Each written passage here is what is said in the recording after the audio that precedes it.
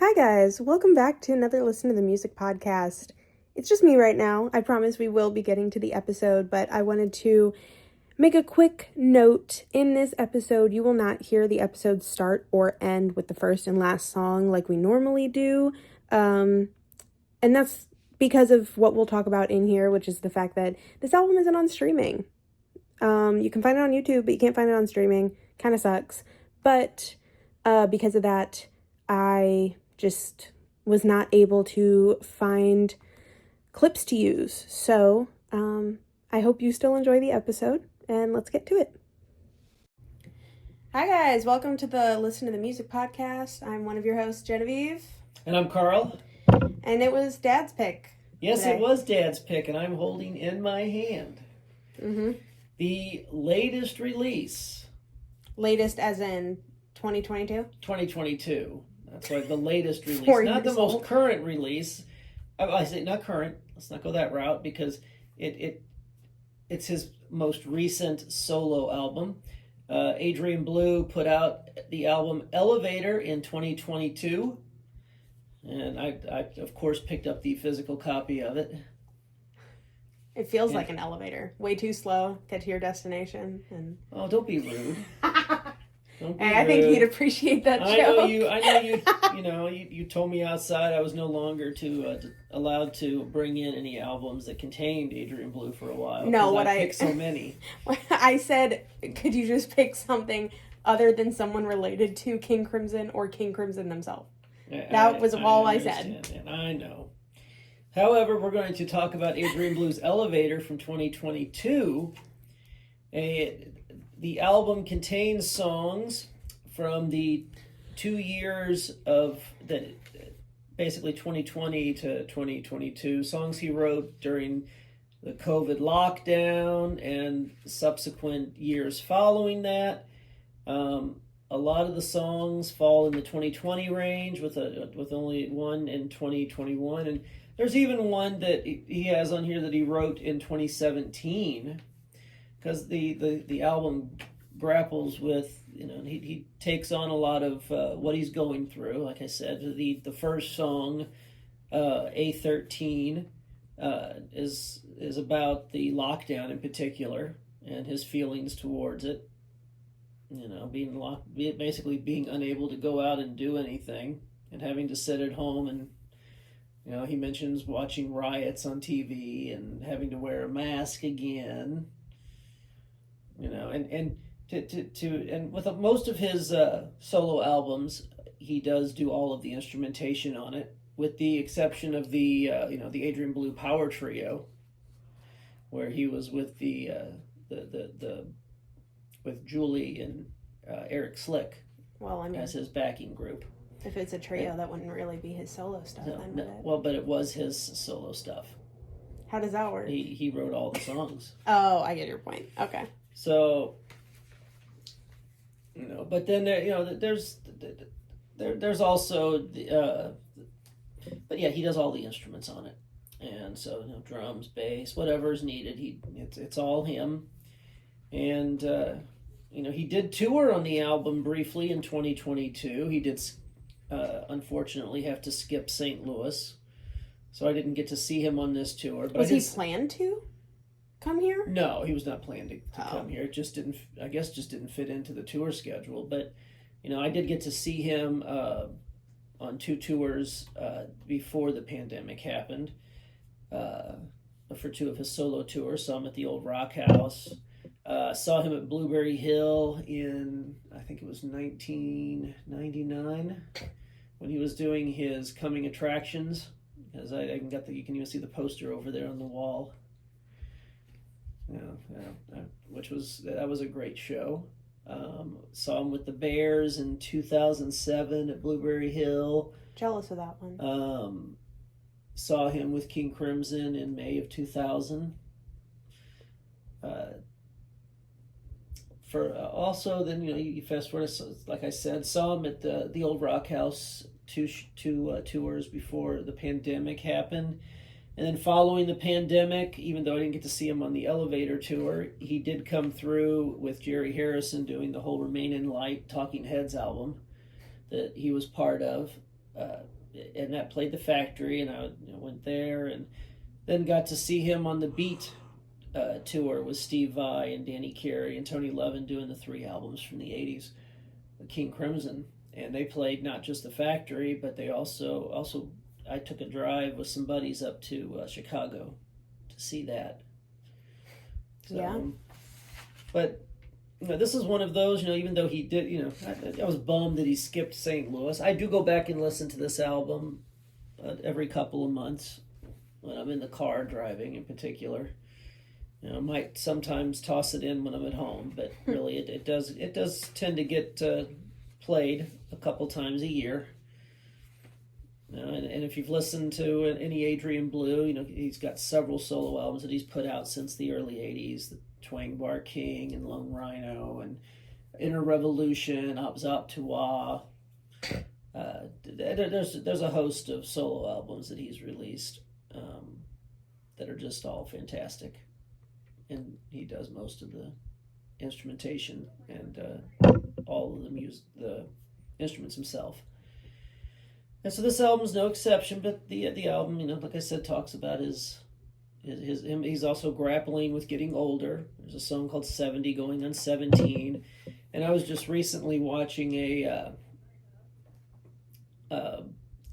was a podcast, and he was being interviewed. I guess this was an interview in 2022, and around that, and he's talking about how he's like wanting to get out there and just do anything that he can before his body finally decides to let him down, because he knows he's like, I'm getting older.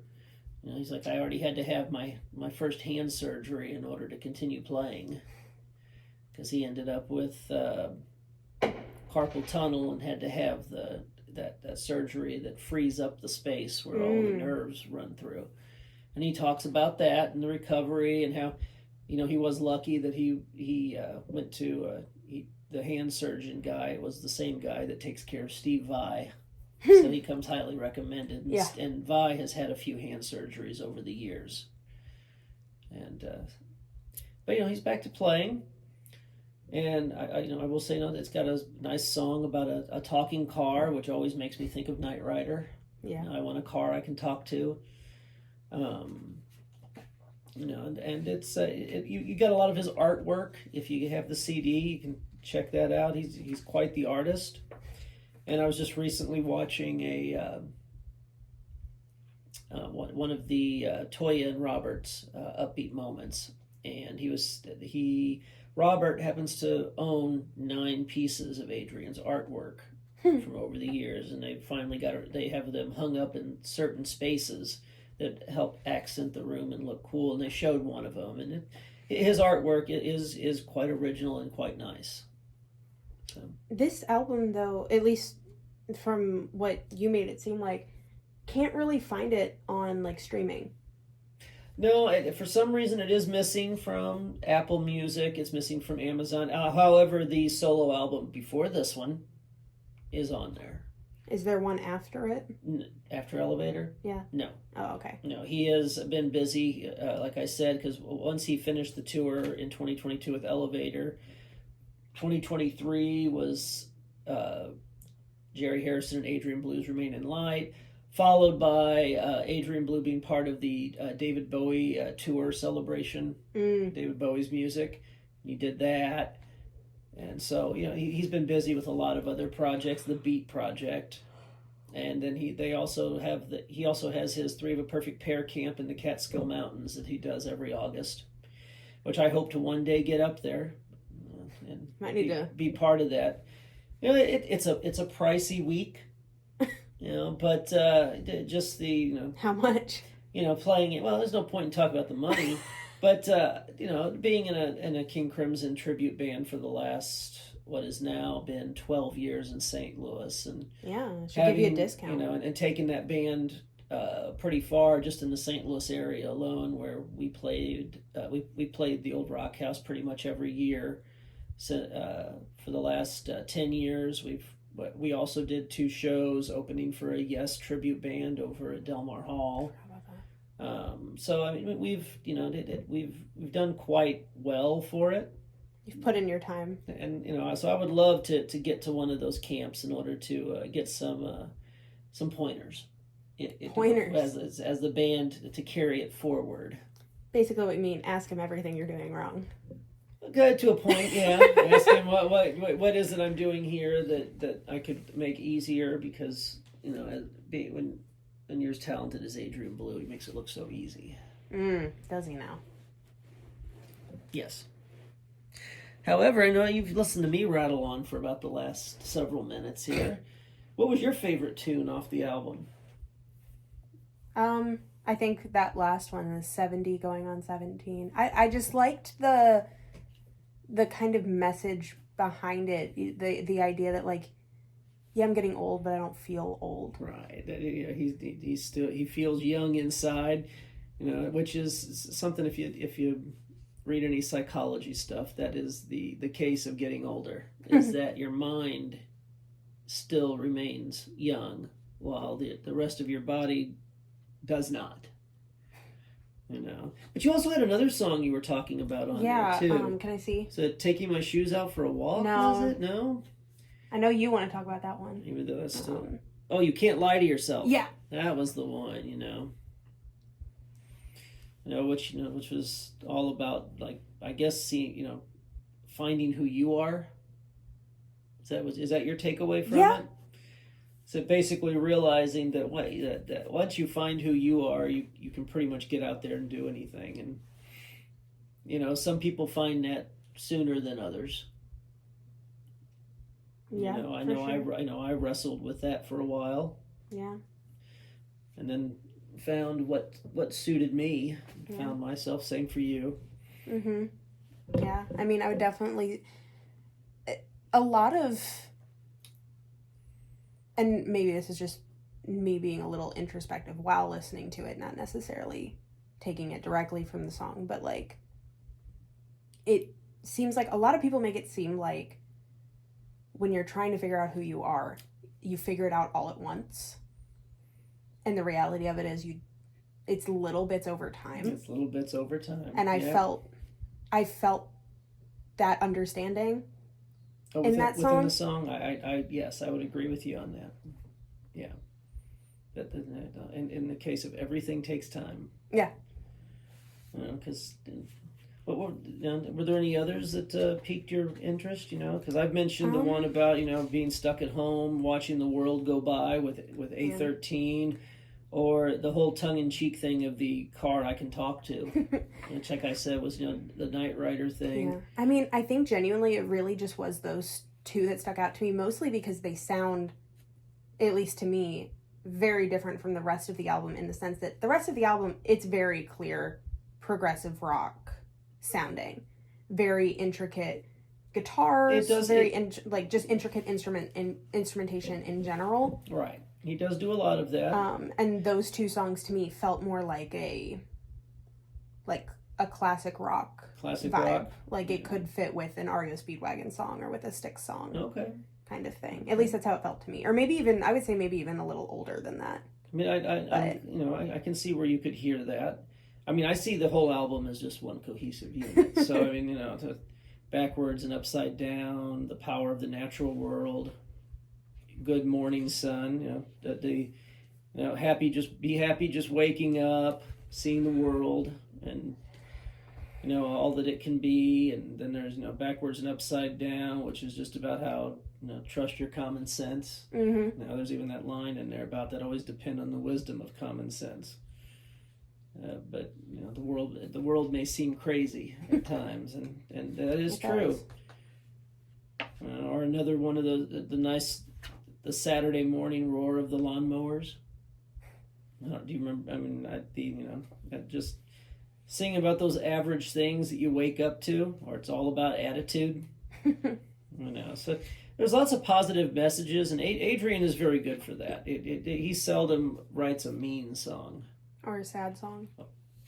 He's had a sad song here and there, but it's not. He's optimistic. He's an optimistic writer. Yeah. Which is interesting because, I mean, and maybe you can tell me that I'm wrong here, but at least from the exposure that I've had to progressive rock people, it seems like they tend to write songs with, like, sad or angry lyrics. Or feeling. Some might have that, but I mean, really, with progressive rock, you get a lot of things about wizards and warriors. Because I mean, you're also kind of grouping it into the by saying it's in the progressive rock genre, you're putting it right in there with the Yes and the Genesis stuff. And Genesis of the '80s, it's a little, but Genesis of the '70s, not so much. Those are two very different bands. Where prog rock was characterized by long songs and over the top deep lyrics. Mm-hmm. You've listened to Close to the Edge with me before. Yeah. It's like what. So, but Adrian and his 3.5 minute pop songs with that tinge of prog. I know you see it that way, but to me it is very much progressive rock. It is very it doesn't feel so poppy. It's prog pop then. Prog pop, is that what we're doing? It's prog pop, which actually is a term. Is it now? I think you just made it up. I didn't make it. I haven't made up any term. It's all been done. Even That's the Bare true. Naked Ladies said that. A lot of people have said. So, but I would recommend if you're wanting a great lighthearted album that's fun to listen to, definitely go out and grab yourself a copy of this one and check out Adrian coming through with Beat if he comes through your town. They're in Europe right now. Oh yeah. And they've already done their United States tour. I don't know if they'll come back through again or not. I mean, but they're hitting Europe right now, and maybe he'll put out another solo album after that. Maybe he won't, but you never know. But again, Elevator is a great album. Another great one right up there with his others. And maybe at some point we'll hear something out of you that isn't from the same four people. No, I'll try to venture out perhaps. But yeah, get out there and listen to it. Listen to Adrian. Listen to just find that music that makes you happy. Mm-hmm. Speaking of music that makes you happy, next month is my pick. Oh, it is. It is. And a new version of a movie that was very near and dear to my heart is coming out. Camp Rock 3 is coming out in August. So in honor of Camp Rock 3 coming out in August, we will be listening to the first Camp Rock soundtrack next month. Oh, very nice. Talking about that. Also in listening to music, since we talk about music, we also perform music. We do. And we have you and I, along with our other acoustical bandmate, we have a show coming up at Mount Pleasant. In Augusta, Missouri from 1 to 4 on July 18th. And then the next day... 2-for-1 deal. Just myself, along with another group of individuals. We're performing all the music of the Beatles as much as we can in a 3-hour period over at Das Bevo from 11 to 2. In St. Louis, Missouri. Yeah, it's in St. Louis, Missouri. And that's July 19th. So it's a double weekend of performance for me. And yeah. But and if the winery shows pique your interest, we will also be there in August and September. Do you have your phone? Because I don't remember the dates for this. I want to say August is the 22nd.